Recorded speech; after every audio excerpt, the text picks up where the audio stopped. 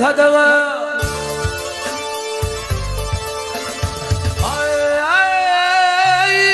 Yeterim sana sadığı Sallanın beri dil verir Uzun göğü bulgurunun kumayının gayrı dil verir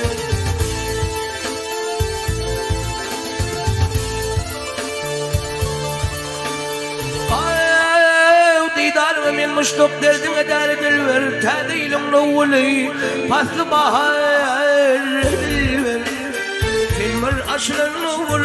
min hıridar dil ver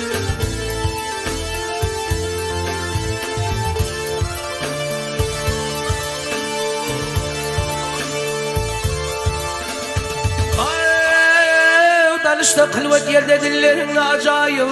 Demek tanı dökülün bellerine acayip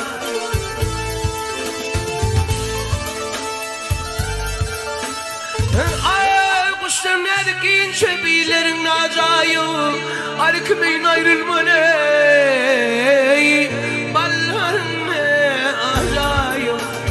Senin adamı vermen bağın en uğur dilber Ah dilbere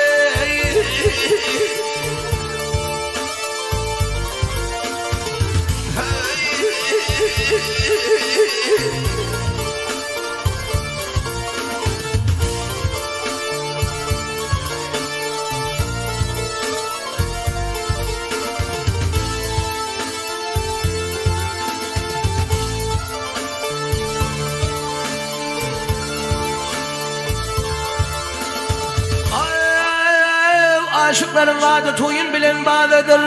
Öykü kine yetseler Kerişme yunazidir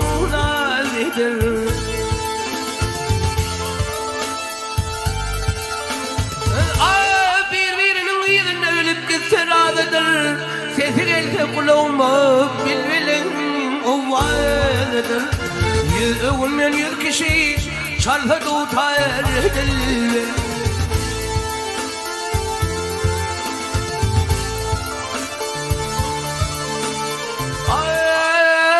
ألم الله آدميني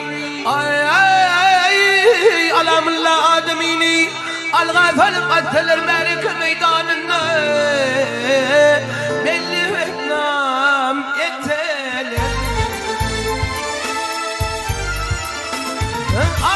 كرشمeyim melhem خلق ويان بياني يسلر